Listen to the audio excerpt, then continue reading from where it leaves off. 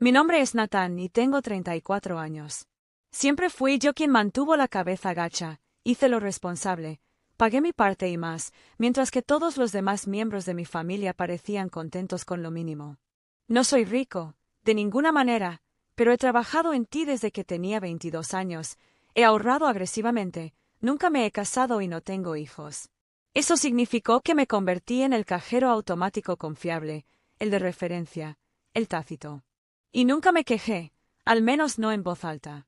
Durante años, ayudé a cubrir los servicios públicos de mis padres cuando la pensión de mi padre se quedó corta. Pagué la deuda de la tarjeta de crédito de mi hermano Josh cuando su esposa accidentalmente la agotó al máximo al planear un baby shower. Incluso firmé conjuntamente el préstamo de su automóvil, que rápidamente se olvidaron de hacer los pagos, lo que arrasó mi crédito por un tiempo. Y aún así, seguía apareciendo, cumpleaños, días festivos, cenas aleatorias de los martes por la noche, siempre con una botella de alguna bebida o un regalo, tratando de permanecer en la imagen, tratando de creer que era parte de una familia. Pero esa creencia recibió su golpe final en la reunión familiar de este año. La invitación llegó por correo, de esas que tienen demasiada brillantina pegada al sobre y un pasivo agresivo. Esperamos que puedas asistir este año en cursiva en la parte inferior. Publicado en casa de mis padres, como siempre, con servicio de catering, dijeron. Se requería confirmar su asistencia, lo cual hice a tiempo, cortésmente, con una nota que decía, traeré una canasta de regalo. Incluso elegí uno yo mismo, miel local, quesos elegantes y algunas mermeladas gourmet. Lo envolvió en celofán con un lazo de raso azul. Cuando entré en el camino de entrada esa tarde, la casa estaba llena de actividad. Autos alineados a ambos lados de la calle, globos atados al buzón, niños corriendo entre los aspersores en el césped. Desde fuera parecía el tipo de evento familiar que verías en una película, pero por dentro, esa siempre fue una historia diferente. Caminé por el sendero con la canasta en mis manos, sonriendo, lista nuevamente para intentar ser educada, pertenecer. Pero en el momento en que entré por la puerta, lo sentí. Ese silencioso cambio de energía, la forma en que los ojos de la gente me pasaban como si fuera un adorno más. Mi primo Mark asintió vagamente antes de retomar su conversación. Mi tía Debbie me dio el tipo de abrazo que la gente reserva para los compañeros de trabajo que realmente no les agradan. Y luego, justo detrás de la mesa de postres, vi el plano de los asientos, grandes nombres escritos a mano con tinta dorada en una pizarra gigante, filas de mesas redondas dibujadas con marcador de borrado en seco. Cada lugar asignado. Y mi nombre completo, tenía una gruesa línea negra atravesada. Al principio pensé que tal vez era un error. Quizás cambiaron de mesa y no borraron las asignaciones antiguas. Miré más de cerca. No. Debajo de donde solía estar mi nombre, en letras más pequeñas, alguien había escrito invitado adicional. Antes de que pudiera siquiera pensar, la escuché. Oh, Dios, realmente viniste. Era la esposa de mi hermano, Amanda. Llevaba un vestido floral suelto como si estuviera audicionando para The Real Housewives of Suburbia. Tenía una mimosa en una mano y una sonrisa falsa en su rostro. ¿Pero su tono? Veneno puro. ¿No entendiste la indirecta el año pasado?, añadió riendo, volviéndose ya hacia otra persona. Pensamos que te saltarías como de costumbre. Antes de que pudiera responder, vi a mi mamá al otro lado de la habitación. Levanté una mano a modo de medio gesto y ella comenzó a caminar hacia mí. Por un segundo, pensé que tal vez, solo tal vez, ella diría algo amable, me daría la bienvenida y lo haría bien. En lugar de eso, puso los ojos en blanco.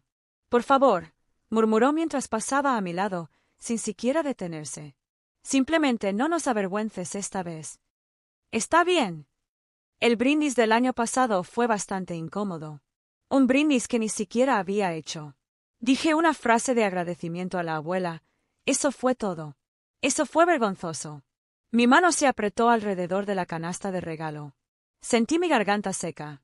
Y en ese momento, algo cambió. No hubo ningún estallido, ninguna escena dramática. Solo una lenta comprensión subía por mi columna como hielo. No les importé. Yo era un ocupante de asiento, una billetera, un nombre en una lista que solo importaba cuando necesitaban algo. No hablé. No discutí. Simplemente caminé hacia el mostrador de la cocina, dejé la canasta suavemente, ajusté el arco y salí por la puerta principal sin mirar atrás. No creo que se dieran cuenta al principio, o si lo hicieron, no les importó. Me fui en silencio, con las ventanillas bajadas, no enojado, solo entumecido, como si algo hubiera roto dentro de mí, en silencio. El aire que pasaba por mi cara era todo lo que me mantenía estable. Por primera vez en mi vida no volví. No me registré al día siguiente. No respondí al volcado de fotos de texto grupal de mi madre, subtitulado emoji de corazón familiar, muy bendecido. Simplemente me detuve. Y al cabo de una semana empezaron las consecuencias. Todo comenzó cuando le cortaron la electricidad a mi papá. Aparentemente, el pago automático que había estado cubriendo durante el último año ya no funcionaba. Entonces llegó la llamada frenética de Josh. Su tarjeta había sido rechazada en un restaurante. Juró que debía ser un problema técnico hasta que se dio cuenta de que la cuenta conjunta que yo había estado financiando silenciosamente para emergencias había sido cerrada. Pero el verdadero pánico comenzó cuando los cheques rebotaron. Mira, mi mamá tenía este cheque mensual que enviaba a su iglesia y al club de jardinería. Cheques que ella siempre se jactaba de donar desde el corazón. Excepto que nunca fueron de su corazón. Eran del mío. Había estado transfiriendo dinero a su cuenta como un reloj el primero de cada mes durante años. Este mes nada. Y fue entonces cuando comenzó el mensaje de voz. Comenzó con el tono rígido de mi padre. Nathan, algo anda mal con la factura de luz. Llámame. Luego Josh, hermano, ¿qué pasó con la tarjeta? Amanda está furiosa. Entonces mi mamá, por favor llámanos, tenemos que hablar. Estás exagerando. Reaccionando exageradamente. Siempre fue lo mismo. Siempre reaccionaba de forma exagerada cuando no me dejaba pisotear, cuando me atrevía a pedir incluso un respeto básico. Al final de la semana, tenía 15 mensajes de voz y casi 30 mensajes de texto. Algunos suplicantes, otros enojados. Uno de Amanda diciendo, no sé a qué juego estás jugando, pero estás castigando a tu familia. Familia.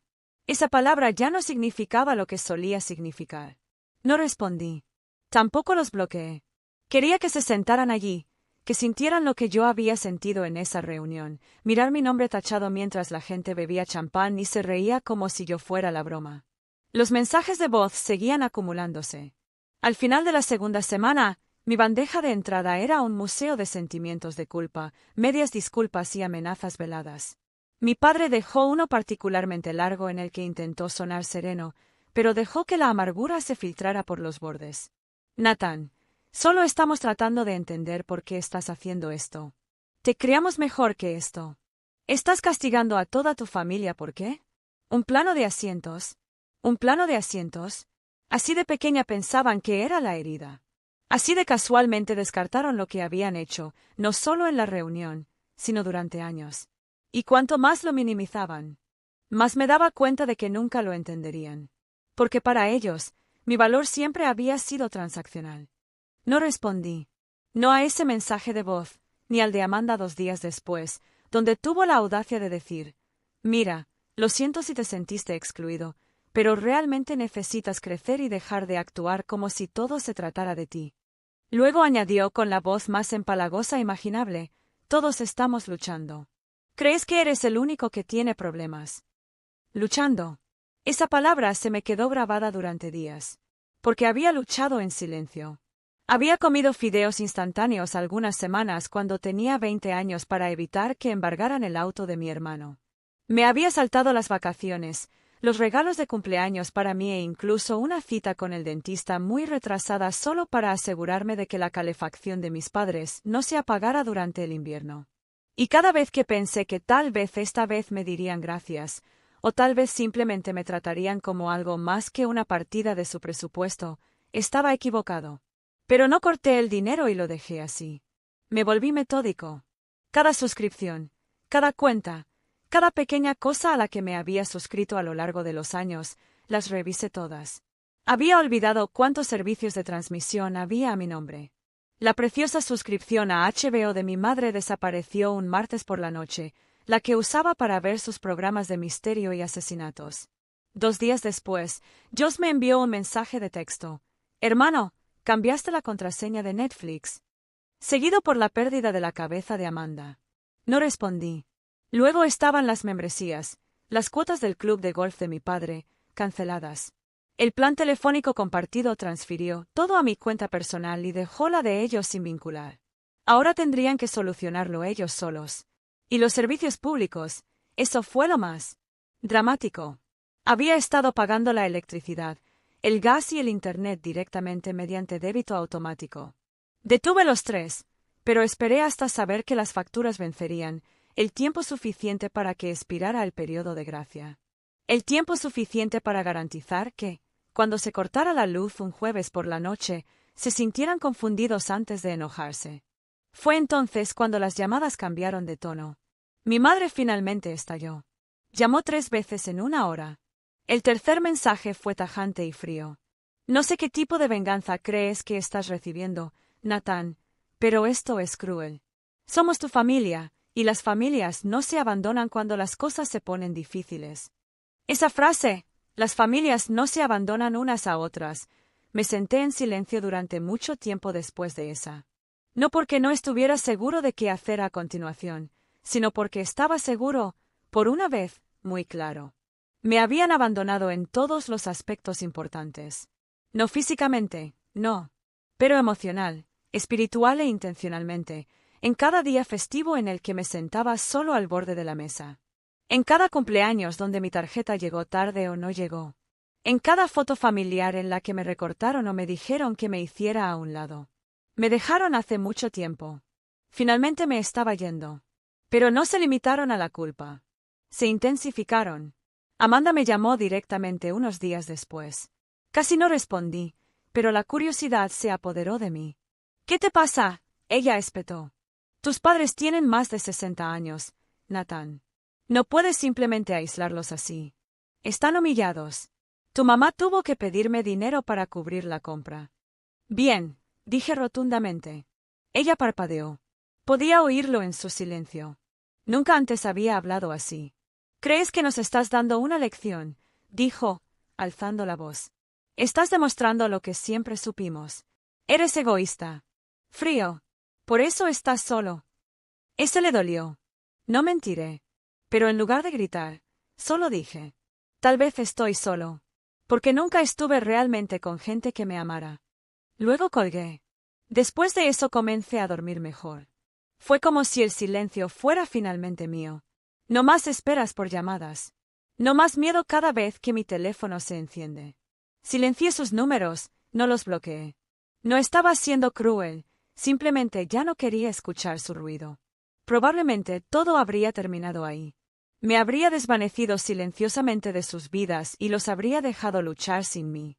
Pero luego descubrí la cuenta secreta. Resulta que Josh me había agregado como cofirmante silencioso en un préstamo para pequeñas empresas hace 2 años sin siquiera decírmelo. Algo en ti decía que me apoyaría si hablaba en serio. Bueno, había usado mi información nuevamente, y esta vez estaba en espiral. El negocio había fracasado. La idea de la panadería de Amanda había fracasado después de 6 meses. ¿Y adivinen de quién era el crédito devorado vivo por las cuotas impagas? Mío. Me quedé mirando la pantalla durante mucho tiempo después de ver el aviso. Estaba enterrado en un correo electrónico del banco, con un asunto anodino sobre el estado de la cuenta. Dentro había una frase que me golpeó como un puñetazo. Usted figuraba como cofirmante de este préstamo comercial moroso. Su puntaje crediticio se ha visto afectado negativamente. Ni siquiera sabía de qué préstamo estaban hablando. Mi corazón empezó a acelerarse cuando abrí mi aplicación de seguimiento financiero y luego profundicé en los detalles. Un préstamo de $25,000 otorgado a una LLC comercial bajo el nombre Bocaditos de Campanas de Azúcar, Panadería de Amanda. Me sentí enfermo. Recordé esa conversación vagamente. Fue durante una cena de acción de gracias hace 2 años. Amanda había traído macarons caseros, cosas secas y demasiado dulces que se desmoronaban antes de tocar los dientes. Dijo que quería abrir una panadería. Y Josh se inclinó y me susurró más tarde. Si alguna vez quisiste ser parte de algo más grande que tú mismo, ahora es el momento. Me había reído. No había firmado nada, o eso creía. Resulta que yo había usado un antiguo formulario de autorización digital que yo había firmado para una cuenta conjunta años antes, cuando teníamos 20 años y él tenía grandes planes. De alguna manera, reutilizó esa firma, tal vez falsificó algo más. De cualquier manera, el banco me consideró responsable. Habían incumplido hace 6 meses. 6 meses. Y no dijeron nada. Debería haberme puesto furioso. Pero en ese momento no lo estaba. Tenía frío. Calma. Como si alguien hubiera accionado un interruptor. Me senté allí mirando la pantalla y susurré en voz alta. Está bien. ¿Quieres jugar sucio? Yo trabajé. Saqué cada correo electrónico, cada registro antiguo, cada captura de pantalla que tenía de mensajes de texto en los que yo hablaba sobre el negocio y cómo era su bebé y el de Amanda. Desenterré extractos bancarios que demostraban que había dejado de interactuar con esa cuenta hace años. Luego me comuniqué con el banco y comencé el proceso para disputar la lista de cofirmante. Me llevaría semanas, pero estaba decidido. Pero eso no fue todo. No iba a defenderme simplemente. Iba a hacérselo sentir. Porque en ese momento me di cuenta de que no solo tenían derecho, sino que eran imprudentes y su imprudencia estaba invadiendo mi vida. Me acerqué a un abogado. Nunca había contratado a nadie antes, pero encontré a alguien que se especializaba en fraude financiero. Después de explicar todo y compartir mi documentación, hizo una pausa y dijo, «Tienes un caso». Un caso que lo cambió todo. Le di permiso para continuar. Mientras tanto, adopté un enfoque más personal. Comencé con la página de Amanda's Bakery. Todavía estaba en Facebook e Instagram, lleno de positividad falsa y promociones de magdalenas con descuento. Me di cuenta de que los comentarios habían comenzado a agotarse casi al mismo tiempo que el préstamo fracasó. Dejé un comentario cortés pero público en una de sus últimas publicaciones. Me pregunto si alguna vez reembolsaste a los clientes que nunca recibieron sus pedidos cuando la panadería cerró. Recibió 5 me gusta y 2 respuestas en una hora, ambas de personas que dijeron que habían realizado pedidos y nunca recibieron nada. Uno incluso pidió la información de mi abogado. 2 me llamó esa noche a medianoche. No respondí. Luego, me comuniqué con el chat del grupo familiar. No había dicho una palabra allí desde antes de la reunión. Había sido un fantasma. Pero ahora, escribí un solo mensaje, solo un aviso. Yo y Amanda me incluyeron de manera fraudulenta como cofirmante de un préstamo fallido de $25,000 sin mi consentimiento. He contratado asesoría legal. Si alguien más ha compartido cuentas o préstamos con ellos, es posible que desee verificarlo. Silencio. Luego, 2 personas abandonaron el chat grupal. Mi primo Mark me envió un mensaje en privado. Espera, ¿en serio? ¿Qué les pasa? No respondí. No tuve que hacerlo. Una semana después, mi abogado presentó la denuncia inicial. Yo y Amanda fueron atendidos en su apartamento. No lo presencié, pero me enteré por un vecino suyo que trabajó conmigo hace años. Aparentemente, Amanda le gritó al notificador deficiente y Josh intentó decir, «Esto es un malentendido. Somos familia». Familia. Esa palabra otra vez. Pensé que ese podría ser el punto de quiebre, pero no. Mi mamá finalmente me llamó a la mañana siguiente. Parecía cansada. Su voz, generalmente cortante y desdeñosa, se había suavizado de esa manera que la gente intenta cuando se dan cuenta de que el suelo debajo de ellos se está derrumbando. «Nathan», dijo, «nosotros no sabíamos nada del préstamo. Tu hermano no nos lo dijo». «No cambia nada», dije, manteniendo la voz plana. «Entiendo que estés herido, pero todo esto va demasiado lejos. ¿Realmente necesitas llevar esto a los tribunales?» «Sí», dije simplemente. Hubo una larga pausa. «Somos una familia», dijo finalmente. «Solías ayudarnos. Solías preocuparte». «Me importaba», dije. «Todavía lo hago. Pero preocuparme no significa dejar que la gente me queme una y otra vez». Ella no respondió. La llamada terminó poco después. Más tarde ese día, recibí un correo electrónico de Josh. Fue largo y divagante. Comenzó con «Mira, hombre, cometí un error» y terminó con «Por favor, no arruines mi vida por un error». Pero no fue un error. Fue toda una vida para ellos. Y ya no estaba interesado en ser el equipo de limpieza. Desde entonces no he vuelto a ningún otro evento familiar. Todavía los retienen. Mi prima a veces publica fotos. Ahora hay reuniones más pequeñas, sin globos, sin catering y, definitivamente, sin distribución de asientos. Lo último que supe es que Josh tuvo que pedir un préstamo personal con intereses altos para cubrir los pagos después de que el banco eliminara mi nombre. Amanda se quedó a oscuras en las redes sociales. ¿Y mis padres? Redujeron su tamaño, vendieron su casa silenciosamente, sin ningún anuncio, solo un camión de mudanzas y una tarjeta de cambio de dirección que apareció en mi buzón. No envié nada a cambio porque ya había terminado. Pasaron los meses. El silencio que siguió a las consecuencias legales fue casi surrealista. Por primera vez en mi vida adulta, mi teléfono no vibraba con solicitudes de dinero, recordatorios llenos de culpa de lo que la familia hace unos por otros o quejas sobre lo difíciles que eran las cosas para todos menos para mí. No más mensajes de texto grupales. No más mensajes de voz. No más cumpleaños falsos en los que solo me invitaron porque alguien necesitaba ayuda para pagar el servicio de catering. No me saqué simplemente del caos. Eliminé todo el patrón de comportamiento de mi vida. La demanda contra Josh y Amanda no fue por dinero. Ni siquiera se trataba del daño crediticio, aunque tomó un tiempo arreglarlo. Se trataba de algo más profundo, algo para lo que nunca tuve palabras hasta que me senté en la oficina de mi abogado, repasando las pruebas. Me di cuenta de que quería un reconocimiento, no una disculpa. Esos eran demasiado baratos de gente como ellos. Pero algo real, algo vinculante, algo público. Y eso es exactamente lo que obtuve. Josh finalmente se retiró. Su abogado se acercó unas semanas antes de la fecha prevista para el juicio y ofreció un acuerdo completo. Josh pagaría el préstamo en su totalidad y limpiaría mi nombre en el banco.